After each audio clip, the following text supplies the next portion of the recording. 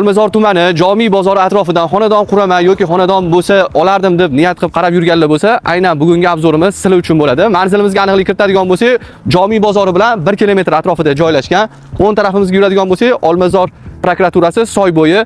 Bu yerda bilasizlar, lokatsiyasi ancha yaxshi joy, maktab, bog'cha, hamma kommunikatsiya bor. Gaz, svet, suv kanalizatsiyadan umuman muammo yo'q joylar. Sotuvga chiqqan xonadonimizni ko'radigan bo'lsak, yo'lni yuzidagi fasad qismi 9,5 metr bor. Endi ko'chasini ko'radigan bo'lsak, ko'cha taraflama yursak, uzunasiga 25,6 bo'lyapti. Ichkari taraflama ko'radigan bo'lsak, ichkariga 13 metr bo'lyapti. Ko'chasini ko'rishinglar mumkin. Asfalt bo'lgan, hammasi fayzli mahalla ekan. Hop, sizlar bilan ichkarida obzorimizni ko'rishda davom etamiz. Ketdik. Bismillah, xonadonimizga kiradigan bo'lsak, yo'l qismini ko'ryapsizlar. Bitta mashina qo'yishga joy bor. Bu yerda endi yashash imkoniyati ham bor. Agar siz o'zimni loyiham bor, qurilish qilaman desangiz ham, bemalol 2 ta, 3 ta kottej tushirsangiz bo'ladi. Bir sotuv atrofidan tushadi. Endi binolarimizni ko'radigan bo'lsak, o'ng tarafimizda eski binolarda 4 ta xona bor.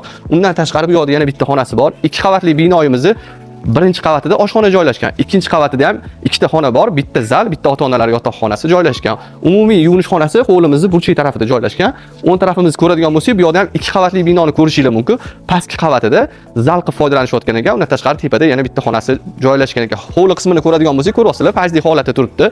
Narxiga keladigan bo'lsak, 135 ming so'rashyapti. Albatta, yana kelishadigan joylari bor. Doimgidek egalar raqamini ekranga yozib qo'yamiz. Batafsil to'liqroq kelib ko'rib baraka qilsanglar bo'ladi. Salomat bo'lasizlar, o'zinglarni ehtiyot qilasizlar.